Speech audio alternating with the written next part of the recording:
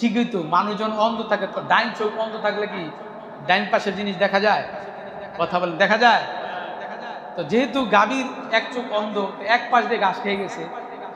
আর 2 number গেল, 3 number হলো এটা যে গাভী, এটা বুঝলা কিভাবে?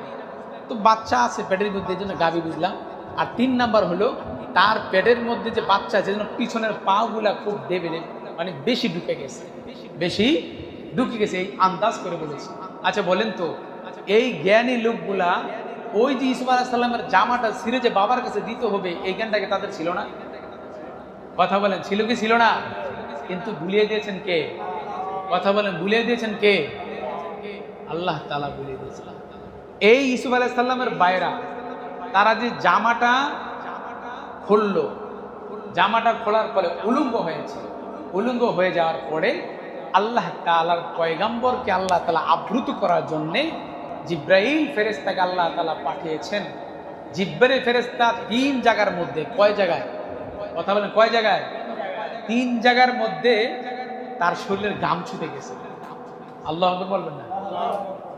1 নাম্বার, ইউসুফ আলাইহিস সালামের বাইরা যখন তাকে উলঙ্গ করে কাপড় খুলে যখন কূপের মধ্যে ফেলে দিবে, এমন সময় ইউসুফ আলাইহিস সালামের ভাইয়েরা যখন ফেলে দিবে, এমন সময় আল্লাহ তাআলা বললেন, এই জিব্রাইল, তুমি আমার ইউসুফের জন্য জান্নাতে একটা জামা নিয়ে যাও। আর একটু জোরে বলেন না, জামা নিয়ে যাও। এখন ইউসুফ আলাইহিস সালাম মাটির মধ্যে অর্থাৎ কূপের মধ্যে পড়বে। আবার ইউসুফ আলাইহিস সালামের জন্য জিব্রাইলকে আল্লাহ তাআলা বললেন যে, হে জিব্রাইল, আমার বন্ধু ইউসুফ যে কূপের মধ্যে ফেলবে, পড়বে, এই ফেলার পরে পড়বে যে পড়ার মধ্যে যে পাথর থাকে, মাথা ফেটে যাবে কি যাবে না? অতএব তোমাকে তাকে বাঁচাতে হবে, তোমার ডানার মধ্যে রাখতে হবে। এখন সিদ্ধার্থুল মুনতাজ 7ম আসমানের উপরে বরুই গাছ রয়েছে, বরুই গাছের পাশে জিব্রাইল ফেরেশতা সব সময় বসে থাকে। আল্লাহ যখন হুকুম করেন তখনই আদেশ নিয়ে যায়। আল্লাহু আকবার বলেন।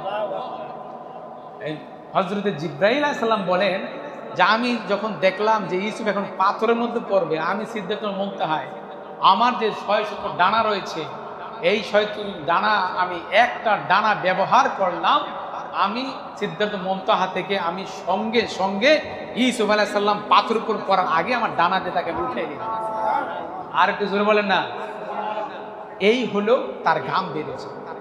2 নাম্বার হলো হযরতে ইব্রাহিম আলাইহিস সালাম, উনি যখন আল্লাহ তাআলার একাত্মবাদের দাওয়াত দিতেছিলেন, তখনই তার বাবা নমরুদ, আর তার বাবা হচ্ছে